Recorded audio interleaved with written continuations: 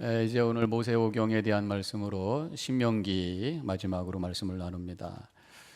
지난 수요일 날 오셨던 분들은 좀 같이 공부를 하셔서 더 신명기에 대해서 깊이 아시겠습니다만은 신명기는 모세의 세 개의 설교로 구성이 되어 있다. 첫 번째 설교는 과거에 대한 말씀이라고 할 수 있고요. 두 번째 설교는 현재에 대한 말씀이라고 할 수 있고, 마지막 설교는 미래에 대한 말씀. 그래서 27장부터 30장까지 그 이후에는 부록과 같이 붙어 있는 말씀이다. 이렇게 제가 말씀을 드렸습니다. 그래서 오늘 이 30장인데 이 미래에 대한 말씀이라는 게 뭐냐면 앞으로 이제 가나안 땅을 들어가서 앞으로 살 텐데 이렇게 살아야 된다 말씀을 하셨는데, 그 많은 말씀을 제가 정리한다면 잘 선택하라는 거예요. 잘 선택하라는 것입니다. 미래라고 하는 것이 원래 가능성이 열려 있잖아요. 그 선택에 따라서 그 가능성이 성공이 될 수도 있고 실패가 될 수도 있고, 오늘 본문의 말씀에 따르면은 복이 될 수도 있고 저주가 될 수도 있고 생명이 될 수도 있고 사망이 될 수도 있고, 그래서 이 미래를 잘 준비하는, 그건 지금 선택을 잘 하는 것이다 라는 것입니다. 인생이라고 하는 것이 B에서 D로 끝난다. 그러면 가운데 C는 B는 뭐냐? birth, 태어나는 것이다. D는 뭐냐? death, 죽는 것이다. 그럼 C는 뭐냐? choice다, 선택이라. 선택을 통해서 우리 인생이 만들어진다고 하는 것입니다. 그래서 우리는 늘 선택의 자리에 서 있습니다. 아침에 일어나서 나가려고 하면은 선택을 할 게 많아요. 특히 여자분들은 선택할 게 굉장히 많은 것 같아요. 옷을 뭘 입을 건가? 바지를 입을 건가? 스커트를 입을 건가? 원피스를 입을 건가? 투피스를 입을 건가? 투피스면 그 안에다 브라우스를 빨간 거 할 건가? 하얀 거 할 건가? 브로치는 달 건가? 이거 할 건가? 저거 할 건가? 머리는 길 건가? 머리는 길게 할 건가? 묶을 건가? 아니면 아침에 꼬부릴 건가? 뭐 여러 가지 방법이 많아요. 남자들은 심플합니다. 그래서 딱 열고 어저께 입었던 거 입을까? 아니면 옆에 거 입을까? 이런 거 끝이에요. 아무튼 여러 가지 선택이 많습니다. 좀 차원을 올린다면 말할 때 내가 이렇게 말할까 저렇게 말할까, 여기 갈까 말까, 이거 할까 말까, 또 인생의 과정 속에서 여러분들이 다 해왔던 것, 이 사람하고 결혼할까 말까, 아직 젊은 사람들은 아직 모르겠습니다만 결혼 이 사람하고 해야지, 또 미국에 갈까 말까 왔잖아요. 이 잡을 할까 말까, 그 잡을 가졌잖아요. 그래서 지금 우리가 여기 있는 거잖아요. 그래서 인생이라고 하는 것은 여러 가지 그 선택의 과정을 통해서 우리 인생이 만들어져 가는 거다. 근데 선택을 하는데 어떤 사람은 선택을 아주 쉽게 하는 사람이 있고, 어떤 사람은 선택을 잘 못해요. 너무 힘들어하는 사람이 있습니다. 쉽게 하는 사람은 그 가치관이 아주 정확하든지 아니면 굉장히 심플하든지 아니면 좀 즉흥적이든지 뭐 이런 경우가 있을 수 있고요. 결정을 잘 못하고 힘들어하는 사람은 생각이 너무 복잡하고 많든지 아니면 자기의 결정에 대한 그 결과를 책임질 수 없는 그 두려움이 있든지, 그 다음에 또 지혜롭게 결정하는 사람이 있고 어리석게 결정하는 사람이 있습니다. 지혜롭게 결정하는 사람은 길게 내다보고 넓게 보고 전체를 보면서 지금 이것을 결정하는 거예요. 어리석게 결정하는 사람은 현재와 나만 생각하기 때문에 현재가 지나고 전체에서 문제가 생길 때가 있습니다. 또 선한 결정하는 사람이 있고 악한 결정을 하는 사람이 있어요. 다른 사람들에게 득이 되고 유익이 되고 좋은 영향력을 끼치기 위한 결정이 있고요. 또 악한 결정이라고 하는 것은 다른 사람을 힘들게 하고 세상을 파괴하는 결정이 있습니다. 우리가 잘 알고 있습니다만 지금 독일 비행기가 하나 떨어졌잖아요.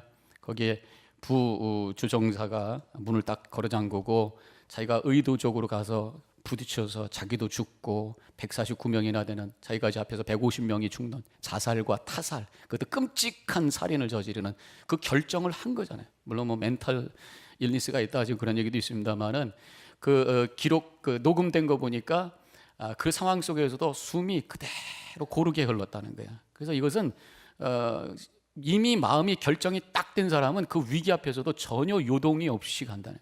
보통 사람들은 놀래가지고 막 심장이 뛰고 그럴 텐데 이 사람은 결정이 딱 된 거예요. 그러니까 부딪히는 순간에도 숨소리가 전혀 미동이 없었다. 이렇게 악한 결정을 하면서 많은 사람들에게 고통을 주는 그런 경우도 있고요.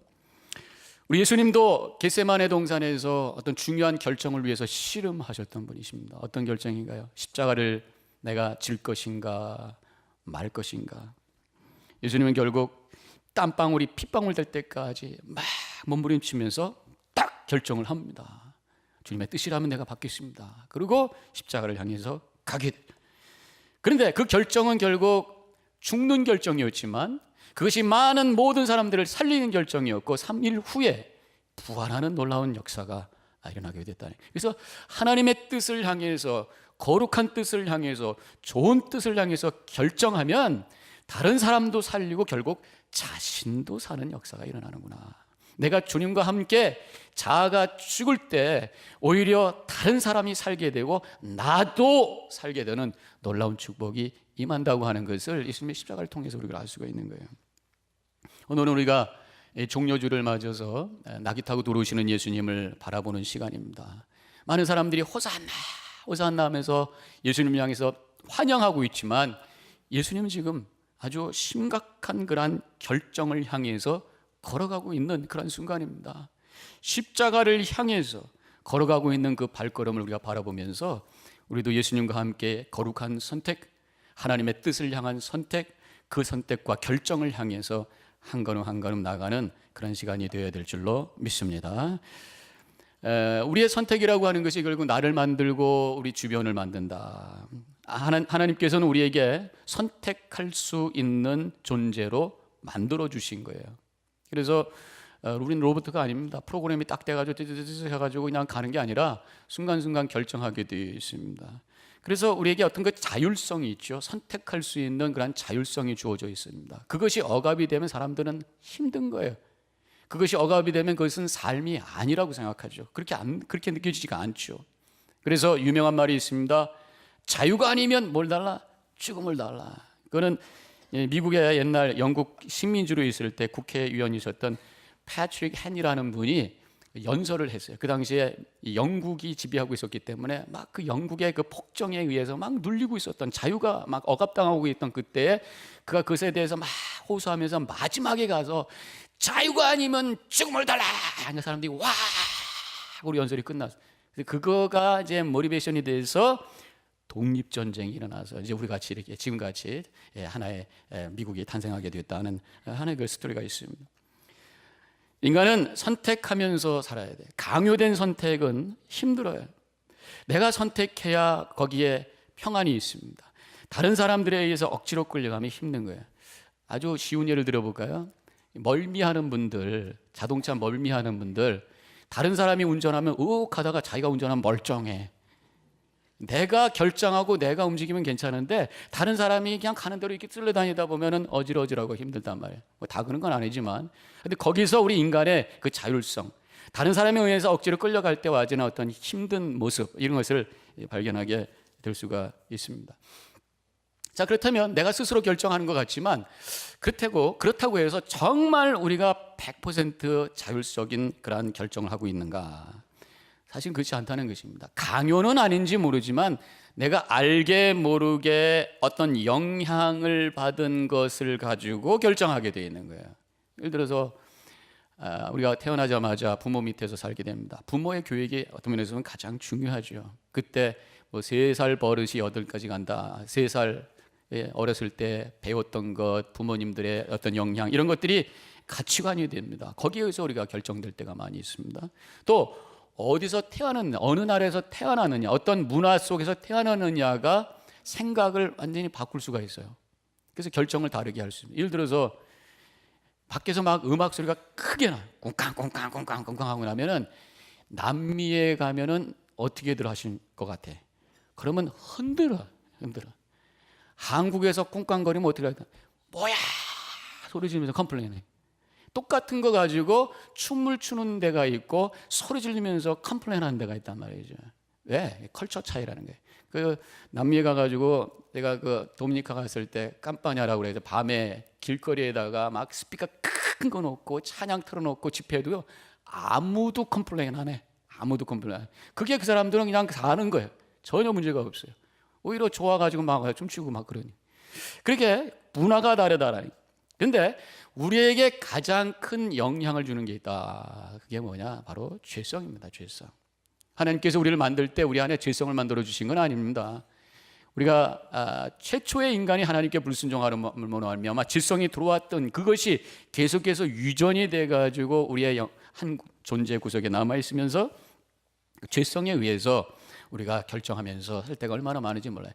자율성인 것 같지만, 내가 스스로 판단한 것 같지만 사실 알고 보면 나의 죄에 의해서, 욕심에 의해서, 어떤 면에서 보면 사탄 마귀의 조종에 의해서 결정하며 선택하며 살 때가 얼마나 많은지 모른다라고 하는 것입니다. 그렇기 때문에 우리는 내 이 존재를 어떻게 하면 새롭게 할 것인가, 내가 무엇을 선택할 건가 얘기하기 전에 내가 어떤 사람이 될 것인가, 그냥 가만히 있으면 나도 알지 못하는 다, 아까도 말씀드렸던 것처럼 죄성과 사탄 마귀에 의해서 내가 선택하고 결정하고 있는 내 모습, 우리가 새롭게 하기 위해서 주님 앞에 우리가 바로 서야 된다고 하는 것입니다. 그래서 바로 그것이 바로 믿음이라는 거예요. 세상에서는 교육을 통해서 사람을 바꿔야 된다고 생각해요. 그런데 그거하고 안 돼요. 이 죄성을 바꿀 수 있는 것은 그냥 어떤 인격적인 변화만 갖고 되는 것이 아니라, 제가 한번 말씀드렸죠. 창조적 변화. 창조적 변화는 뭡니까? 우리 안에 하나님의 말씀이 선포되고 성령의 역사를 통해서 뭔가 근원적인 변화, 존재론적인 변화가 일어날 때에, 그때 거기서 바른 판단과 하나님의 뜻을 판단하며 생명을 향해, 복을 향해 걸어갈 수 있는 놀라운 축복된 삶을 살게 되는 줄로 믿으시기를 주님의 이름으로 간절히 축원합니다. 이 선택이라고 하는 것이 아무리 작은 선택도 나중에는 큰 결과를 가져오게 되어 있습니다. 그러니까 조그만 선택도 우리가 무시하면 안 되는 거예요. 예를 들어서 포탄이 전쟁에 떨어질 때에 이런 얘기가 해서, 포탄이 딱 떨어지면은 거기 대포가 쏜 포탄은 그 자리에 다시 안 떨어진대. 그래서 야근 군인들은 포탄이 딱 떨어지면 그 궁덩이에 딱 들어서 숨는다는 거지. 왜냐하면 빵 하고 쐈을 때 이게 흔들리면서 조금이라도 뭐 1cm 몇 미리가 흔들려도 나중에 떨어질 때는 저기 수십 미터 쪽으로 간다는 거죠. 지금은 별거 아닌 것 같지만 나중에는 차이가 커요. 여러분들, 사람과 이 포유류 짐승과의 차이가 이 염색체 속에 몇 퍼센트 차이가 있는지 아십니까? 1% 차이예요. 1% 차이가 짐승이 될 수도 있고 만물의 영장 하나님을 닮은 인간이 될 수도 있다. 차이가 작은 것 같지만 결과는 너무너무 큰 거란 말이에요. 예수 믿고 안 믿고 세상 사람 보면 별거 아닌 것 같아요. 교회 가고 안 가고 세상 사람 보기엔 별거 아닌 것 같지만 길게 보면, 아니 영원히 보면, 영원히 너무너무 영벌과 영생, 생명과 죽음, 복과 저주라고 하는 엄청난 차이가 있다고 하는 것을 우리가 알아야 된다는 것입니다. 그래서 성경에서 오늘 본문한 말씀 19절에 이런 말씀을 하고 있죠. 다 같이 함께 읽겠습니다. 내가 생명과 사망과 복과 저주를 내 앞에 두었은즉 너와 내 자손이 살기 위하여 생명을 택하고, 이런 말씀이 나옵니다.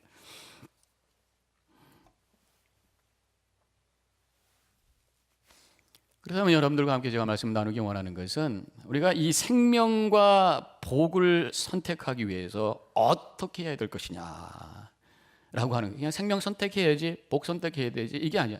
내가 어떤 사람이 돼야 그것이 바로 복을 선택하고 생명으로 선택하는 길이 열린다는 것입니다. 그래서 그 다음 말씀 20절에서 이어서 구체적인 방법에 대해서 말씀하고 있는데, 다시 한번 같이 읽습니다. 내 하나님 여호와를 사랑하고 그의 말씀을 청종하며 또 그를 의지하라. 그는 생명이요 내 장수시니. 여기서 세 가지의 메시지가 나오는 거예요. 하나님을 사랑하고 하나님의 말씀을 청종하고 또 그를 의지하라. 이 세 가지가 바로 생명을 선택하고 복을 선택하는 길이라고 우리에게 분명히 말씀해 주시고 계시다고 하는 것입니다. 먼저 하나님을 사랑한다고 하는 게 뭐냐? 하나님과의 교제 속에, 사랑의 교제 속에 살아가는 것을 말씀하고 있습니다. 처음부터 하나님의 말씀대로 살라 그렇게 말씀하지 않으셨어요? 하나님을 사랑하는 게 먼저예요. 그 오늘 20절에도 그랬지만 16절에도 비슷한 말씀이 나옵니다. 곧 내가 오늘 내게 명령하여 네 하나님 여호와를 사랑하고 또 그 모든 길로 행하며. 여호와를 사랑하는 게 먼저예요. 그때 여호와의 뜻대로 살게 된다, 그런 말씀입니다. 하나님을 믿으라고도 하지 않았어요. 하나님을 사랑하라고 했어요. 하나님을 믿는다고 하는 것이 그냥 하나님의 존재를 인정하는 정도, 라고 생각할 수가 있잖아요. 하나님을 믿는다라고 하는 것은 하나님을 인격적인 존재, 내가 만날 수 있는 분, 하나님을 사랑한다라고 하는 것은 바로 하나님이 사랑이시라고 하는 것을 내가 깨닫는. 그래서 저는 이 하나님을 사랑하라는 말씀을 다른 말로 바꾼다면 하나님을 알라라는 것이, 하나님을 알게 되면 하나님을 사랑할 수밖에 없어요. 하나님을 알지 못하는데 어떻게 하나님을 믿고, 하나님을 알지 못하는데 어떻게 하나님 말씀대로 우리가 따라갈 수 있겠어요? 그분이 누군지 알아야 되는데, 그분이 누군지 안다라고 하는 것은 그분을 사랑하는 관계 속에 들어가는 것이라고 하는 것입니다.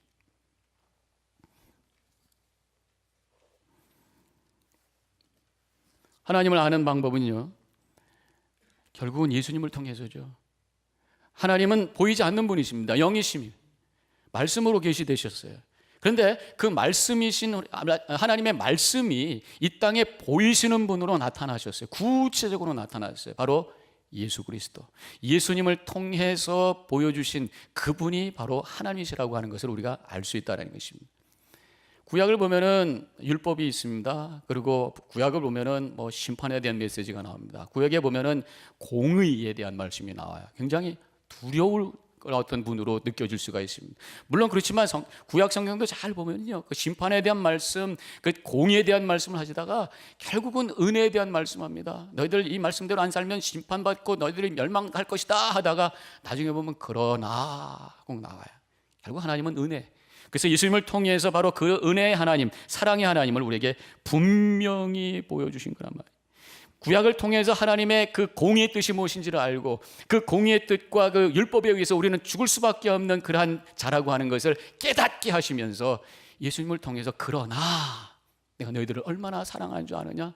너희들의 그 죄 때문에 죽어 마땅하지만 내가 너희들을 살리기 위해서 예수 그리스도를 십자가에 못 박혀 제물로 삼아 너의 죄의 값을 대신했느니라 라는 메시지를 예수님을 통해서 우리에게 보여주시고 하나님의 사랑을 우리에게 확증해 주셨다는 거예요. 십자가를 바라보시면서 사랑의 하나님을 만나시기를 주님의 이름으로 간절히 축원합니다. 우리가 지금 이 사순절 기간을 지내고 있어요. 사순절 기간은 십자가를 묵상하는 기간입니다. 십자가를 묵상할 때 우리 자세가 어때야 돼요? 얼마나 아프셨을까? 아프셨겠다. 얼마나 외로우셨을까? 이런 차원에서 머무르는 것이 아니라 하나님 예수님의 그 십자가의 고통이 느껴지는 것만큼 나를 향한 하나님의 사랑이 내가 느껴지고, 그 사랑이 느껴지는 것만큼 하나님 나도 주님을 사랑합니다 고백하며 그 사랑으로 내 심령을 가득 채울 수 있는 이 한 주간이 되어주시기를 주님의 이름으로 간절히 축원합니다. 바로 그것이 하나님을 향한 첫 번째 자세라고 하는 것입니다. 이 사랑이라고 하는 것은 단순히 감정이 아닙니다. 사랑이라고 하는 것은 단순히 말로 끝나는 것이 아닙니다. 사랑이라고 하는 것은 단순히 뭐 조금 필요한 것 나눠주는 구제 정도가 아닙니다. 사랑은 인격과 만나는 거예요. 내 존재와 만나는 거예요. 내 마음과 인격을 열고 만나는 거예요. 바로 영향을 주고받는 것입니다. 사랑하게 되면 변하게 되어 있어요. 우리 서로 사랑하는 애인이 생기면 남자는 남자답게 변하고 여자는 더 여성스럽게 변합니다. 우리 딸이 얼마 전에 왔는데 신발이 이거는 엉망이에요. 그냥 막 밑에가 딱 벌어져 입 쫙 벌려졌어요. 그래서 지 엄마하고 나하고 둘이서 그걸 굴루로 붙이면서 빨리 애인이 생겨야 되겠는데, 남자친구가 생기면 절대 그러고 안 다닙니다. 바짝바짝 하고 다니지. 이건 남자인지 여자인지 그러고 다녀. 그러니까 사랑하게 되면, 사랑하는 사람이 생기면 내가 변하게 되어 있단 말이죠. 하나님을 우리가 사랑하게 되면 하나님의 뜻에 내가 맞춰 살려고 그러고 하나님의 말씀에 나에게 영향력이 오기 시작하고, 그래서 내 삶이 변하고 생각이 변하기 시작해요. 그래서 내가 누구를 사랑하고 무엇을 사랑하느냐가 굉장히 중요해요. 그 사람이 누군가를 결정할 수 있는 그 정도라는 거예요. 그래서 성 어거스틴이 말하기를 인간은 알고 있는 것에 의해서 평가되는 것이 아니라 그가 사랑하는 것에 따라서 평가되어야 한다. 여러분들 뭘 사랑하고 있습니까? 무엇을 사랑하고 있어요? 누구를 사랑하고 있어요? 이왕에 사랑하고 이왕에 좋아하고 이왕에 마음을 열고 다가가려면 가장 최고의 가치 있는 그 어떤 것을 향해 가요. 바로 우리 하나님이 이 세상의 모든 것보다 최고의 존재이시고 창조하신 최고의 가치가 있는 그분이심을 믿으시고, 그분을 통해서 여러분들의 삶도 최고의 가치가 있는 존재로 기쁨 가운데 살아가시기를 주님의 이름으로 간절히 축원합니다. 두 번째로 우리가 바른 선택을 위해서, 생명의 선택을 위해서는 하나님의 말씀에 청종해야 된다고 가르쳐주고 있습니다. 하나님을 사랑한다면 결국 하나님의 말씀대로 살게 되어 있는 거죠. 아까도 말씀드렸던 것처럼 진정한 사랑이라고 하는 것은 존재를 열고 만나는 거기 때문에 영향을 받게 되고, 그래서 그 말씀대로 그 뜻대로 사랑을 따라가게 되어 있습니다. 하나님이 사랑인 것을 내가 깨닫기 시작할 때, 또 하나님의 은혜를 체험하기 시작할 때 와지는 증상이 뭐냐면요, 말씀을 읽고 싶어 하죠. 은혜를 받으면 세상이 참 아름다워집니다. 그 다음에 성경을 펴게 되는데, 그 성경을 펴게 되면 그 성경이 달콤해져요. 하나님과의 관계가 가깝지 않고 하나님의 사랑을 잘 못 느끼고 있으면 성경을 읽으면 아주 고리타분한 얘기 같고, 이게 뭐 무슨 얘기야, 졸리기만 하고. 그런데 하나님과의 사랑의 교제가 있을 때 성경을 읽으면 성경이 연애 편지가 되네. 달콤하고 읽을 때마다 감동이 되고, 와 할렐루야, 거기서 깨달아지고 감격으로 하나님을 찬양하게 되는 거예요. 예수님께서도 분명히 말씀하시기를 요한복음 14장 15절에서 너희가 나를 사랑하면 나의 계명을 지키리라 그래요. 너희들이 정말 나를 사랑한다면 자연스럽게 내 뜻대로 너희들이 살 수 있어. 그래서 오늘 말씀에서도 하나님을 사랑하라고 말씀. 하나님과의 사랑의 관계가 먼저 회복되어야 된다고 말씀합니다. 사랑 없이 그냥 말씀대로 살려고 그러면 말씀이 힘든 거예요. 그래서 우리는 그런 얘기 말씀 많이 하잖아요. 말씀대로 사는 것이 참 힘들어요. 그 얘기는 뭐냐면, 나 아직 하나님 누군지 몰라요. 나 아직 하나님과의 사랑의 교제가 열려지지 않았어요. 아직 하나님의 말씀이 내 속에 담겨지지 않았어요. 아직도 하나님에게 영향받지 못했어요. 그 말하고 같다는 거예요. 그런데 하나님과의 사랑의 교제 속에 들어가기 시작하면 하나님의 말씀이 내 가슴에 들어오게 되고 그 말씀대로 살려고 하는 마음이 생기기 시작합니다. 그래서 오늘 말씀도 보니까 11절에서 이렇게, 오늘 말씀은 아니죠, 그 앞에 있는 구절이죠. 11절에 내가 내게 명령한 이 명령은 내게 어려운 것도 아니요 먼 것도 아니다. 그리고 계속해서 말씀하시기를 그것이 하늘에 있는 것도 아니고 바다 저쪽에 있는 것도 아니고, 그러면서 14절에 뭐라고 말씀하셨는가 하면, 오직 그 말씀이 내게 매우 가까워서 내 입에 있으며 내 마음에 있은즉 내가 이를 행할 수 있느니라. 이를 행할 수 있느니라. 입에 있고 가슴에 있으면 네가 그 말씀대로 행할 수 있느니라. 믿으시길 주님의 이름으로 간절히 축원합니다. 말씀이 저 하늘 꼭대기에 있고 말씀이 저 바다 멀리 있는 것처럼 느껴지니까 말씀대로 사는 게 힘듭니다. 하나님을 사랑하면, 예수님을 통해서, 그 복음을 통해서 하나님의 사랑이 너무너무 귀하다고 하는 것을 감동으로 우리가 체험하게 될 때 하나님의 말씀이 입에 있어요. 입으로 자꾸만 중얼중얼 거리면서 암송하기 시작합니다. 하나님의 말씀이 가슴 속에 있어요. 깊이 묵상하면서 그 말씀이 가슴으로 감동으로 느껴지는 거예요. 묵상은요, 말씀을 계속 반복해서 생각하고 그것을 웅얼거리는데 언제까지냐? 감동 올 때까지야. 그러면 거기서 힘이 생기고 그 말씀대로 살 수 있는 능력이 생기기 시작합니다. 우리 모든 제1제일교회 성도님들, 말씀이 입에 항상 담겨져 있고 가슴에 담겨져 있어서 말씀대로 살아 하나님의 뜻을 이루어가는 복된 삶을 살아가시기를 주님의 이름으로 간절히 축원합니다. 마지막으로 생명을 선택한다고 하는 것은 어떻게 하는 거냐? 하나님을 의지한다라고 말씀했습니다. 그 의지한다라고 하는 말의 원어의 뜻은 다바크라고 하는 단어래. 다바크라는 이 히브리어인데 이 뜻은 짝 달라붙는다, 굳게 결합하다. 그래서 이 킹제임스 버전에 보니까 cleave unto him 그렇게 되어 있어요. cleave라고 하는 게 붙은다, 들러붙다라는 그런 표현입니다. 그래서 하나님을 의지한다는 게 단순히 그냥 갖다 기대는 정도가 아니라 그냥 하나님께 쫙 달라붙어 있는 거예요. 내가 완전히 비어지고 하나님으로 가득 채워져 있는 그런 깊은 영성의 모습이라고 할 수가 있습니다. 이것은 하나님 앞에 철저하게 낮아져 있는 겸손의 모습이에요. 하나님을 의지하기 위해서는 내 것을 내려놓지 않고서는 안 돼. 우리 교만의 모습이 뭡니까? 하나님 자리에 올라가 있는 거예요. 겸손이라는 게 뭡니까? 그 자리에서 내려와서 그분을 하나님께 올려드리고 나는 납작 엎드려지는 거예요. 그 겸손이 있어요. 겸손이 있어야 하나님을 의지하게 되고, 겸손이 있어야 하나님 사랑하게 되고, 겸손이 있어야 하나님 말씀대로 순종하게 돼요. 그래서 우리의 믿음의 가장 기본적 자세는 바로 겸손. 근데 겸손해지는 게 쉽지가 않아요. 그래서 하나님께서 때로는 우리에게 여러 가지 어려움을 주십니다. 하나님이 어려움을 주시는 건 아니에요. 어려움을 그냥 허락해 주시는 거죠. 어려움을 만들어 주시는 건 아니라고 믿습니다. 하나님께서는 그 어려움과 문제를 통해서 우리를 겸손하게 만드시고 하나님을 의지하게 하시며 우리를 생명의 길로 복의 길로 인도하시는 줄로 믿으시기를 주님의 이름으로 간절히 축원합니다. 그래서 힘든 어떤 문제가 왔을 때 우리가 그걸 통해서 내가 얼마나 부족한 존재고 한계 있는 존재인가라고 하는 것을 깨달으셔야 돼. 제가 이번에 장로님들 이제 그 인터뷰가 있었어요. 지난 토요일 어제 이제 우리 뉴저지에 있는 교회에서 네 분의 장로님이 이제 수보가 되셔가지고 목사님들 모여가지고 인터뷰를 하는데 제가 이제 인터뷰했던 어떤 장로님이 자기 이제 간증을 하시더라고요. 3대째 믿음의 가정에서 태어나신 그 본인이 4대째래요. 그런데 하여튼 교회를 그렇게 잘 안 다녔대요. 아버지가 다니라 그러면 그냥 싫어갖고 아버지 안 다니는 교회 다니고 그것도 뭐 가끔씩 가고 그러다 대학 다닐 때는 아주 교회를 아예 안 가버리고 그러다가 이제 미국으로 유학으로 오셨어요. 오셔가지고 공부를 열심히 했고 학교에서 학생으로 있을 때 이제 부인을 만나게 됐습니다. 그래가지고 뭐 좋은 직장도 가고 그래서 결혼도 하고 그래서 뭐 별일 없이 교회는 그냥 가끔 뭐 그냥 잊어버릴 만하면 가고 뭐 이래 되는 거예요. 그런데 이제 애들이 점점 커지면서 이 부모로서 뭔가 애들한테 좋은 영향을 끼쳐야 되겠는데 어떡할까 그러다가 애들 때문에 교회 가자. 나는 별로 가고 싶지 않은데 애들 때문에 교회 가자 그러고 주일날만 참석을 하기 시작을 한 거예요.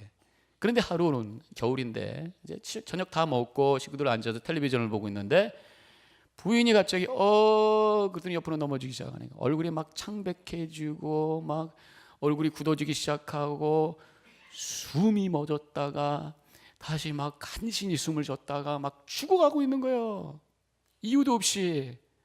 그래서 911 불러가지고 그래서 병원에 가서 와이프가 완전히 뭐 돌아가신 분처럼 누워 있는데 병명을 모르는 거, 왜 저렇게 되는지를 모르는 거예요. 기가 막힌 겁니다. 그래서 이분이 그때 정신적으로 꽝 하고 부딪힌 게 내가 지금까지 열심히 살았고 열심히 공부했고 열심히 인생을 쌓아왔는데 사랑하는 와이프를 위해서 할 수 있는 게 아무것도 없구나라고 하는 것에 충격을 받았어요. 사랑하는 아내를 살리는데 지금까지 내가 인생 수십 년 열심히 쌓아왔던 그 모든 것들이 다 필요 없구나. 도대체 인생이 뭐냐라는 질문을 하면서 숙연해지기 시작하는 거죠. 그래도 하나님의 은혜로 그 마음속에 내가 참 부족한 존재고 인간이라는 게 참 한심한 존재입니다 라고 하는 것을 인정하면서 하나님 도와주세요. 하나님을 향해 엎드려지기 시작합니다. 그래서 기도하기 시작을 해요. 그러다가 교회에서 수련을 하게 돼서 수련회에 따라가서 하나님 기도하면서 뭔가 응답을 받아야 되겠다고 열심히 기도를 하면서 마음이 뜨거워졌습니다. 뭔가 하나님께서 역사하실 것 같아. 물론 부인은 아파서 못 갔죠. 그래서 갔더니 부인은 여전히 아파. 근데 생각해 봤더니 자기 허리가 나버렸어요. 부인을 위해서 열심히 기도했는데 부인은 안 낫고 내가 나버렸다. 그래도 그걸 통해서 하나님은 살아계시구나라고 하는 것을 그가 깨닫고 계속해서 기도하면서 3년 만에 아내가 회복됐다. 그 사이에 믿음이 아주 깊어지고 교회에 헌신하는 사람이 됐고 그래서 교회에서 그분을 이제 장로님으로 추대해서 이번에 안수받는 그런 얘기를 들으면서 이 고난이 우리의 그런 어떤 교만함을 낮출 수 있는 하나님의 은혜구나. 그래서 내가 하나님 앞에 아무것도 아닙니다라고 하는 그 고백이 나올 때에 하나님을 의지하게 되고 그래서 하나님을 향해 마음이 열리기 시작하면서 그래서 주님께서 원하시는 그 길을 향해 걸어가는 놀라운 축복이 임하게 됨을 믿으시길 바랍니다. 오늘 다시 한번 우리의 미래를 바라봅시다. 하나님께서 분명히 말씀하고 있어요. 생명과 죽음, 복과 저주의 선택의 길이 있다. 너희들 지금 어디를 선택하고 있느냐? 주님 앞에 겸손히 엎드려서 예수님의 그 십자가의 은혜를 고백하며 주님의 사랑을 깨닫고 주님께서 사랑하라는 그 말씀 붙들고 하나님 말씀에 순종하며 살아나감으로 말미암아 영원한 생명과 영원한 복을 향해 나아가는 참된 거룩한 선택의 삶이 우리 안에 있어지는 축복이 임하시기를 주님의 이름으로 간절히 축원합니다. 기도하십시다.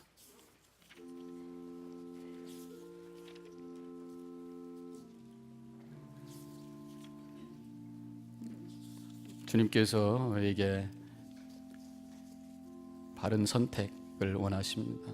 하나님을 사랑하고 말씀에 순종하고 의지하며 살아나갈 때 그 길이 생명과 복이라고 말씀하셨습니다. 과연 나는 무엇을 선택하며 살고 있는가? 그 자신을 되돌아보면서 결단하시는 시간을 가지시기 바랍니다.